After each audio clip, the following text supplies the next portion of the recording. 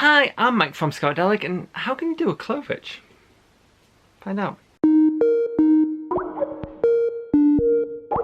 Hi, I'm Mike from Scoutadelic, and if you haven't already, why haven't you not subscribed yet? It's free to do so, it means a lot to us, and we're so close to getting 8,000 subscribers. Come on, be part of Team Orange and help us out.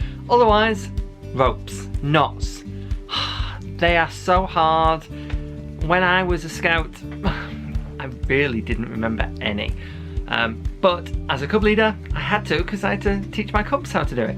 So these are some simple and basic ideas on how to obviously do some simple and basic knots, really. So today I'm going to show you a clove hitch. Now there's two ways that you can actually do a clove hitch. One of them is on a pole, and the other is if you've got like a toggle or anything like that. Now what we had was like a flag, and on the top of the flag was like a toggle, and so we would have to put a clove hitch on that. But when you're doing lashings, for example, so if you are lashing, doing like square lashing or diagonal lashing, basically if you're building things out of wood, you always start and end with a clove hitch. And the easy way of remembering this is X marks the spot. I'll show you how. If my hand was a pole, for example, then you would make the rope do X and X like so. But you need to tie it off, because if you did that, it's just going to disappear. Alright? So you do the X like so, and then this end will go right through the centre of the X. So it goes all the way through to the other side. Okay? So you've still got the X, but you've now tightened it up.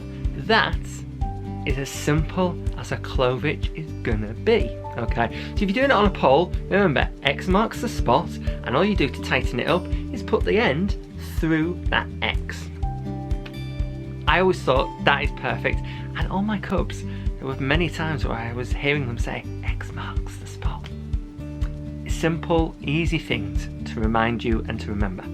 Now then, I did mention also that there was a toggle. You can't really, you could maybe do an X and do that, fine, you know, whatever makes sense to you. However, there's another way to do this, and this is making two loops. So I'm going to do this like this for you, okay, so you can see what I'm actually doing.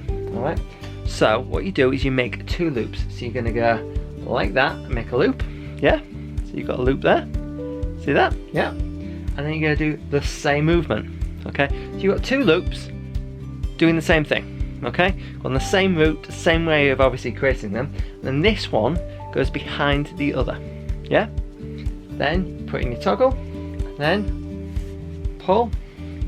Now weirdly enough, X marks the spot, see the little X? Ta-da!